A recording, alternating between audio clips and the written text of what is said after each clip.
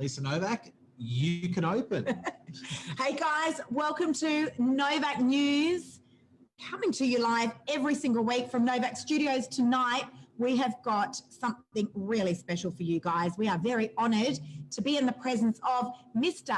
Steve Carroll. One of the best speakers in the country. Yeah, he really is. Yeah. In our world. Without a doubt, guys, you're in for a treat tonight. Steve is the ex-head of digital of realestate.com.au. But seriously, you're in for a real treat tonight. We're just going to go straight over to you, Steve. How are you? Yeah, I'm good, thank you. I'm in Brisbane.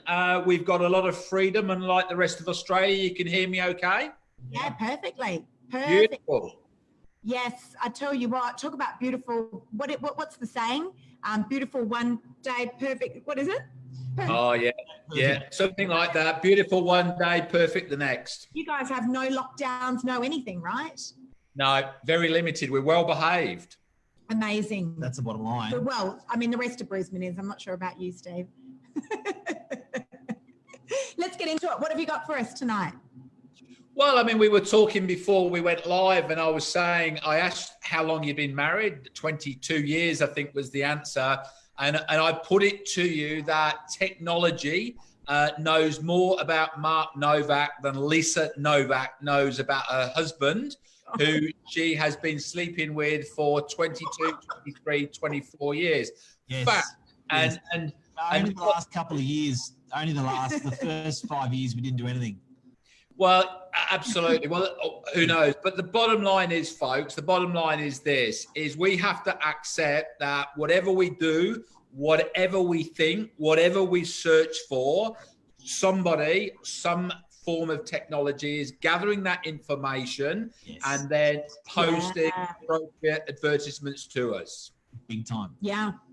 It's scary, right? It's scary, but it's the reality. Well, it is the reality. And I mean, obviously, there's a lot of privacy issues that would take us ages to debate. But advertising now is so targeted. I mean, I grew up selling ads on newspapers. And I remember one of the catchphrases of newspapers, 50% of newspaper advertising works. The problem is we don't know which of the 50% is working and which of the 50% is not working. And that was the problem with the world of print, where you really couldn't measure the cut through. But technology now and digital enables you to get to the right person who wants to buy your services. And that is scary, I suppose, to a degree, but also full of opportunity. Yeah. So Steve, you've always been ahead of the curve. So you were with the newspapers before they became big in property with newspapers. You're with realestate.com. You seem to be chasing ahead of that curve. Something you had a talk today with the head of Deliveroo. Oh no! Well, we had a talk today, a presentation by the CEO of Deliveroo, a guy called Ed McManus. And he hit us with this remarkable statistic. And his point was, as a businessman or as a business leader, if you don't think COVID has rewritten the rule books, you're absolutely living with your head in the sand. And he made this point. He said, over the last 20 years, the average time in the evening that the average family has dinner has changed sort of 3 minutes that way or 3 minutes that way. Yeah. So, maybe it was 5 to 7, then it moved to 7 o'clock, and then it moved to 7:05, then it moved back to 7 o'clock. What he was saying is, over the last 4 months, the average time that the average Australian is having dinner has been brought forward by 36 minutes. My and God. The point that he was making was it'll never, ever go back to the original time. So let's say the original average time was 7 o'clock and it's now 6:30. What he was saying is it'll be 6:30 for a long, long time. And that is the impact that COVID has had on the way that we're buying, the way we're behaving, the way that we're thinking. That's nuts. It's true, right? And what are some of the other things what are some of the other impacts that COVID's had on the way we are thinking and behaving? Because now we're obviously staring right down the barrel of COVID strike 2. What do we now know? And in a digital sense, what do we now know? What's going to change? What has changed? Well, I mean, I think one of the big things that has changed is how easy we now are using Zoom. So I would put it I would put it to all of us that prior to Christmas, very few of us really knew how to Zoom well. But now everybody is Zooming. We're Zooming with customers. We're Zooming internally. I Zoom with my family. That has been a rapid change as a result of COVID. I reckon this. I reckon where we are now, Mark and Lisa, on August the 4th, 2020, it would have taken us to 2025 to get to where we are today if we hadn't have had COVID. So I think what COVID has done is it's brought forward that impact of digital by 3, 4, 5 years. I call it an innovation boot camp, Steve. That's what it's been. And so those people, coming into COVID, obviously no one could foresee that we were going to have a global pandemic. But, people that did not believe about that they needed to innovate within their business surely must realise now that innovation is, it's a not negotiable, right? Well, I think absolutely. Let me just answer. I'll come on to that in a second. You asked me the question about how digital or how COVID and digital, Zoom was one example. I'll give you another example, and that is, I think that virtual tours of spaces, whether or not it's a virtual tour of a property, virtual tour of a museum, virtual tour of an art gallery. I think virtual tours will just be part and parcel of what we do. And again, I think that has been accelerated by COVID. COVID has forced us to embrace that form of technology. True. Absolutely true. It's interesting. Steve, tell me, buyer, if I'm a buyer looking to buy a property out there, or if I'm a prospective tenant looking to rent a property out there, how can they use digital in your world and now and in the future to get an edge? Because we're constantly, like I find as an industry, we're obviously talking about, agents and how agents can do this and how agents can do this. But coming from a buyer's point of view, coming from a prospective tenant's point of view, what are the trends? I think one of the big ones, and it hasn't hit us yet, but you know how in the olden days, if you were a buyer or a tenant, you would buy the paper, the newspaper, and you'd flick through, and you'd put a big ring, Clearly. That was the olden days. And then we kind of moved to today where the same tenant or the same buyer is having to trawl through websites like realestate.com or Domain, and they're looking for somewhere to rent or somewhere to buy. Yeah. I'm not convinced that the next generation of buyers and tenants will tolerate or accept that they have to flick through and find. I think they'll expect it to be delivered to them. Yeah. 100%. So I picture a world 2024 where I expect realestate.com.au or Facebook or Instagram to know what kind of property I want to live in, what kind of property I want to rent, and they serve me up suggestions. And my expectation as a consumer in 2024 will be 95% of the time you'll get it right. Now, here's the secret. If I'm served up a property that is not suitable, or if I'm served up a property that's not suitable for me to rent, I will just delete it, which will tell the tech company, don't serve up Steve Carroll, anything like that again. And as a result of that, it'll get more and more accurate to a point where they'll just deliver exactly what you want all of the time. I think that those media companies that dominate real estate 2024 and beyond will be the company that reaches that point the quickest. Yeah. So, and you know what, it's interesting, Steve, because it is already happening.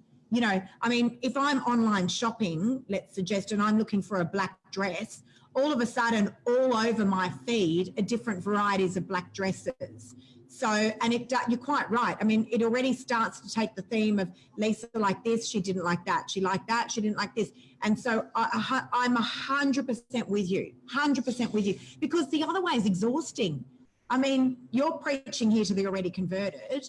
You know, getting onto those property portals, if you're a buyer, must surely, I mean, I know that it is surely a frustrating experience for them. First of all, they're on 2 portals where everyone else in the country is on. And so there's nothing unique about that. There's nothing individualized about that. But it's a lot of energy. It's a frustrating process. My wife and I, we're looking to buy a property in the UK at the moment. And the most frustrating thing for me as a buyer is seeing properties that I've already discounted. Seeing properties that I've already made a decision that I'm not interested. But every time I go back, I'm served up that property again. And so I think we need to reach a point where if I don't want to see that property again, I can say, don't show me that property again. Yeah. And I think, again, that is a world that we're going to be in quite soon. But just going back to your black dress. So don't forget, Lisa, right now, you have to look for a black dress for the algorithm or for the tech companies to trigger the fact you're looking for a black dress, and then they serve you ads. Imagine a world where technology knows you need a black dress before you actually personally know you need a black dress. Steve, it does already, because there are times when I think I'm going crazy. Like, I'll give you an example. I need some work shoes, okay? Now, I didn't even punch anything at all into my phone. I didn't search for work shoes. You know, I wasn't even looking on those online shopping sites. Today, on my mobile phone, came up work shoes. I don't know how. And then I actually thought to myself, was I actually looking for these? Because I don't remember punching that in. Yet it served it up. Surely, Steve, if you're collecting all that data and aggregating all that data across millions and billions of people, you'd get pretty good at predicting patterns. And that's what's happening. Whoever's got this data and controlling this data is going to be winning that game in 2024. I think it's a combination of data which predicts that Lisa Novak needs a new set of shoes. So that's one. The other option is don't forget that you're being listened to. Don't forget you're being listened to. And so if you say to Mark, hey, Mark, I must get a new pair of shoes this weekend, then you can bet your bottom dollar Alexa or Siri or one of these technology platforms listens to that, and that's why you're getting the ads. Bixby. True. 100% true story. Steve, I'm interested to know, I mean, obviously, I'm a massive advocate for social media because I know that it works for the people. Okay, so this is not about Lisa Novak flying her own flag. I know that works for the people, and I now know that that's what a large range of my vendors and a large range of my buyers want. They're happy for properties to be served up to them on social media. What about those people that we had a discussion just before we came on air, and I said to you, what about the people that just, you know, aren't on social media or don't believe it? I was interested in what you had to say about that. Yeah, so I don't think there is a businessman or businesswoman who doesn't believe that social media is a platform that works. I don't think there's anyone who doesn't believe the power of social. But I think a lot of people Yeah. have got a blockage, and it's a bit like making an excuse not to go to the gym, or making an excuse not to go on that diet that you need to go on. I think that too many businessmen, too many business women, they find an excuse not to be inquisitive, not to be curious, not to get stuck into technology or to social media. And I think that's the blockage. And my advice to anybody who has got that blockage is go and try and either talk to a coach who can help you unblock that blockage, or just stand up and make a decision. Tomorrow's the day I'm going to really get stuck into social media, because let's be honest with you, it's going to be very, very difficult over the next 3 to 5 years to run a business or be seen as a serious service provider to the community if you don't have a digital presence. 100%, 100%. Guys, I just want to say, for those of you that have just tuned in, we've got Steve Carroll here, ex-head of digital of realestate.com.au, just giving us his insights into where things are moving to in the future. So if you guys have got any questions for Steve, feel free to pop them in here. Yeah, we can we'll see the questions pop up. Yeah. Steve is a little bit of an oracle in the real estate industry, with particularly the future. And Steve, I've got to say, every time I've seen you talk over the last 7, 8, 9 years, it's all manifested. So I find it very, very interesting, anything that you talk about. And for our audience tonight, if it's not real estate centric, if you're a buyer, if you're a prospective tenant or a seller, not a real estate agent, but if you're in any sort of business, this applies to everyone and anyone, what you're talking about tonight. So if anyone's got any question, pop them in for sure. Yeah, 100%. So Steve, what it's easy for us to sit and talk about the next 3 to 5 years. I just think right now in the current climate, we can't think ahead 3 to 5 days. Sometimes I find that that's hard to digest when people say, oh, this is what's going to happen in the future. We're like, what the hell is going to happen next week? I mean, look at what's going on down in Victoria. These guys surely must be thinking, okay, we're in a state of complete lockdown now. What am I going to do for the next week? What advice do you give to people? And sorry, I'm throwing you right under the bus here. It's a good question, and this is quite a hard thing to do. But when I got back from the bike ride with Mark and a bunch of other real estate agents 3 or 4 months ago, I went into 2 weeks of quarantine, and I made a decision that every single day I would spend an hour doing exercise, and I would spend 2 hours every single day learning about stuff that I didn't know.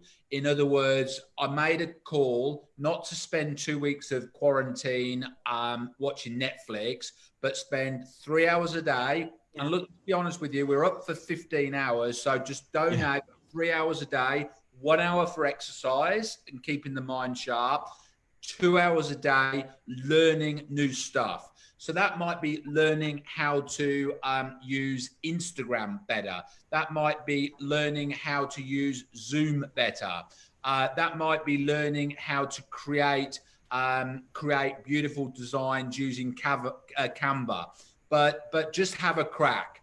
And so, we've got we've got lots of friends in Victoria, all of whom are in different industries.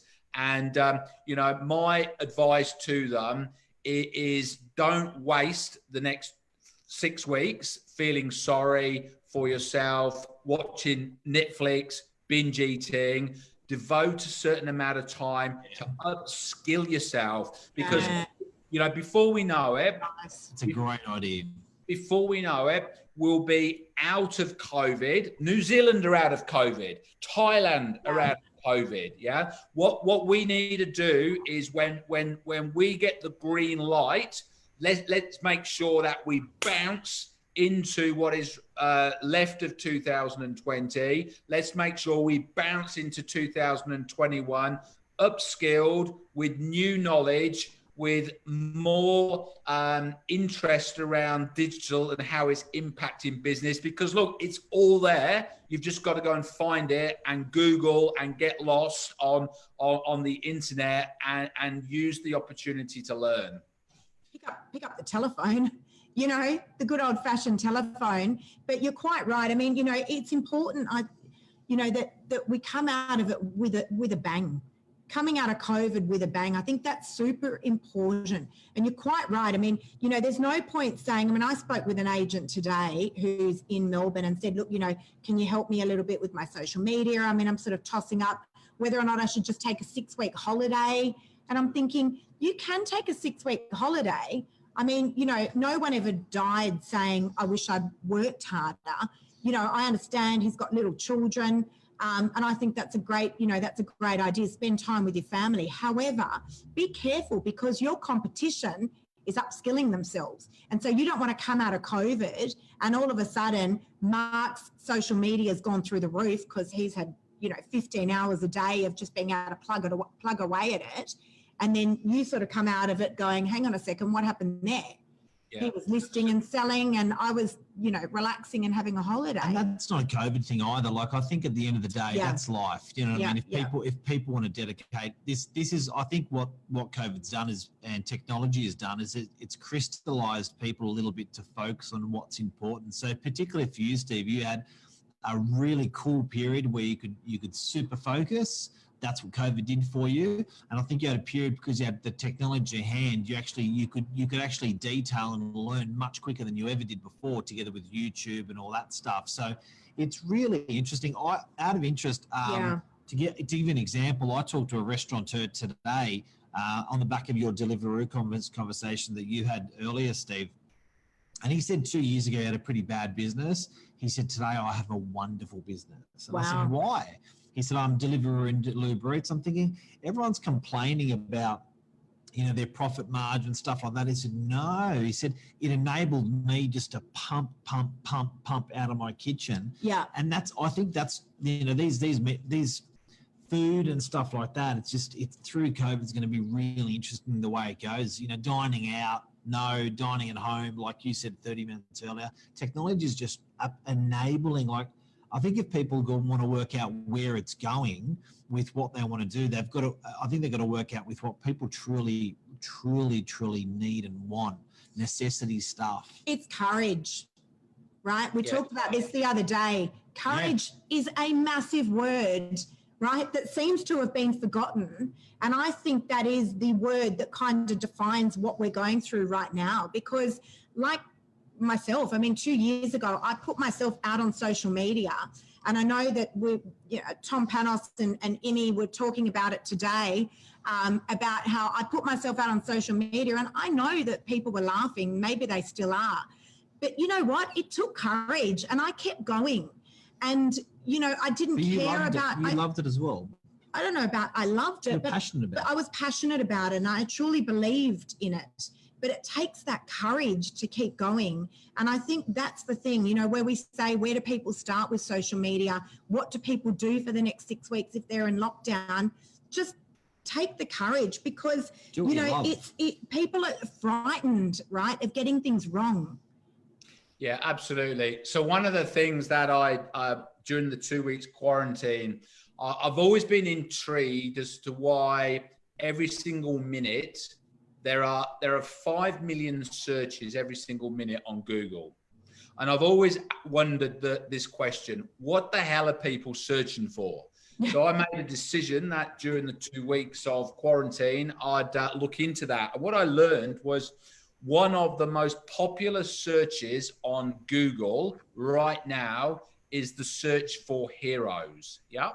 And so whether or not we're talking about a real life hero like Nelson Mandela or Mother Teresa, or whether or not we're talking about a make-believe hero like Superwoman or Superman or Spider-Man, right now, what Google have said, it's all there. I've read it. I found this out in 2 weeks of quarantine.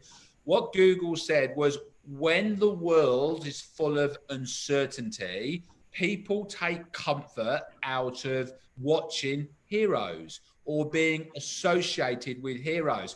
Now, this is my point. This is the point that I'm making to a lot of audiences. If you're a real estate agent, or if you're a restaurant owner, irrespective of what business you're in, why don't you set your goal on not just being seen as a service provider, but being seen as a hero in the eyes of your customers?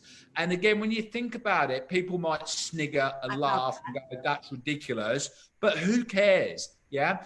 Try and set that goal of being seen as a hero in the eyes of your customers, because what we know is when the world's screwed up, when there's inconsistency, when there's worry, people take comfort from being associated with a hero. So let's all try and be heroes. I love that. I absolutely love that. And you know what else happened, Steve? COVID round one was information overload. You know, it really was. You know, I mean, we even now we do these little tiles, news tiles, and it's just 4 tiny little points. I call it the golden book of COVID, what's going on daily. Our media department does a great job of spinning out these tiles, and it really just breaks down the 4 top items of news. People love it. You know, we get so much feedback on it. And the reason is we're overloaded sometimes with information. I think if you can take the information that's out there and you can deliver it to the world through your social media channels or your community or whatever it may be in easy bite-sized nuggets, people will be eternally grateful for that. If you can help people, you'll always be rewarded no matter what you do. Yeah. And give it a crack. You know? Absolutely. So what you're doing I love that. So what you're actually doing by creating those tiles is you're positioning yourself as a giver. You're positioning yourself as an influencer. Yeah. And when the world gets back to normal, you'll continue to have that tag or that reputation of being a giver. You'll continue to have that reputation of being an influencer. And that's the opportunity that we've got right now.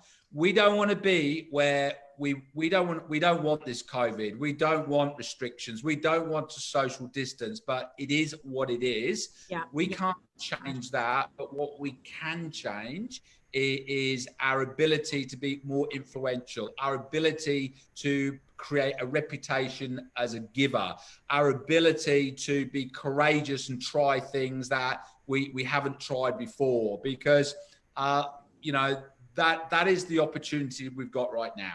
I agree. And not only that, but then it's the consistency on top of it, right? Because it's one thing to be a giver during COVID and deliver all of this wonderful information, and then COVID's over and you just kind of disappear off the face of the earth. I think, you know, that's the hard part, right? To then be consistent with this kind of information. I mean, Deliveroo is not just delivering food during COVID and then we're never going to see them again. It's that consistency and that level of service. That's super important. Yeah. They're a hero. Yeah, no, absolutely. They really, I know we're never going to admit it, but broadband over to NBN. NBN were absolute heroes in this market when medical and when people at home started Zooming, because we had that NBN laid down. We had no problems with bandwidth when most countries did. Deliveroo, Uber Eats, we're never going to pat them on the back, but these guys were really heroes. People don't want to go out. They can't go out. They're sick, whatever. These guys were delivering food for people to live. Well, I always say these heroes are unbelievable. But I always say people will never forget the way you make them feel.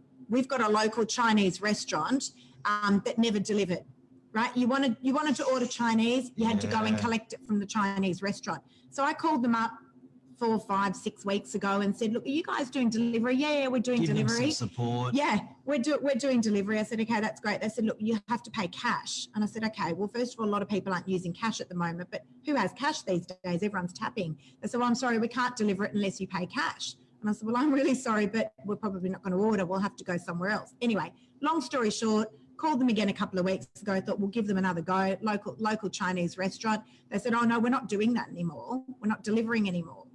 Okay. Anyway, Mark and I drove past there the other night, and the place that's usually overflowing with people was absolutely empty. So, you know, again, unfortunately, people just don't forget the way you make them feel. It's super, super important. We've got some questions here, Mark. I've heard you cannot Tom promote Panos, your g'day. products. Kristen, g'day. Alistair Flower, how are you? Boo, how are you? Michael Edwards, I feel like I'm constantly being stalked by Novak Properties. We hope that's in a good way. You are, Michael. Alessio, good evening. And there was a question there from Nikki Parker.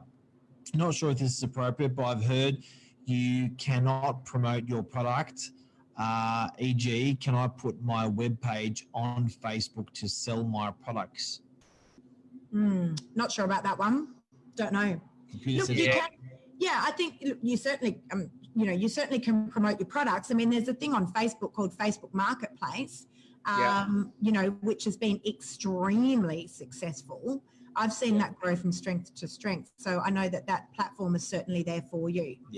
Yeah. You know, one of the emerging things that I think is going to have a massive impact on all transactions, and that is the Facebook pages for suburbs. So we live in, our postcode is 4070. So there's a Facebook page for residents of 4070. And when you scroll through the post from the 3,000 members, there'll be things like, can you recommend a plumber?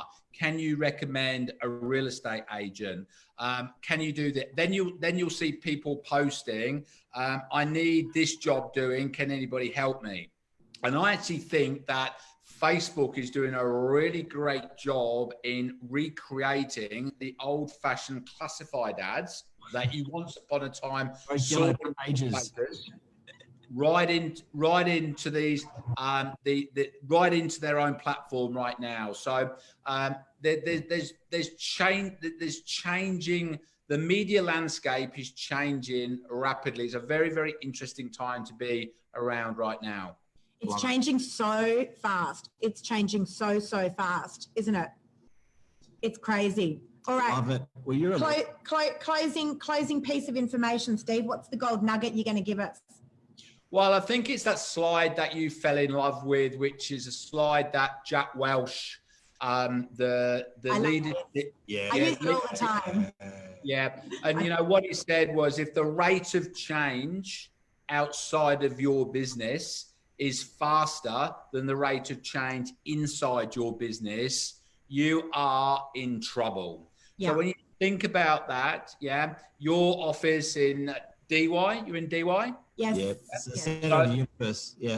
So what Jack Welch is saying is, if the rate of change, the rate of evolution, the rate of new stuff happening outside of your office is faster than what's happening inside your office, then you are going to fall over. So the secret is, you got to make sure the rate of change within your organization is faster than what's actually happening outside. And if it is, then you're set for a good future.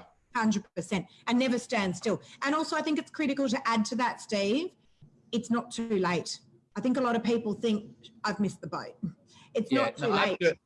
Well, it's not too late, Lisa. And also, learning is not an age thing. It doesn't matter whether or not you're in your teens, your 20s, your 30s, your 50s, your 60s, your 70s. Yeah. You need to double down on learning, because the rate of change, the speed of change is so rampant that if you don't, you're going to get left behind. 100%. Look how old you are, Steve. You're really old and you know heaps. Well, you know what drives me, just to finish off, that there was, I remember reading a book, and this author predicted that by the end of this decade, there will be a generation of people called the useless generation.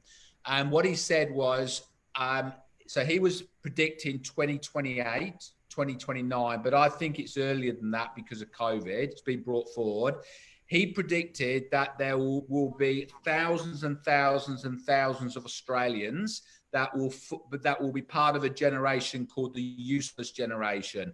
And they're useless because when it mattered, they failed to learn. When it mattered, they failed to embrace. When it mattered, they failed to innovate.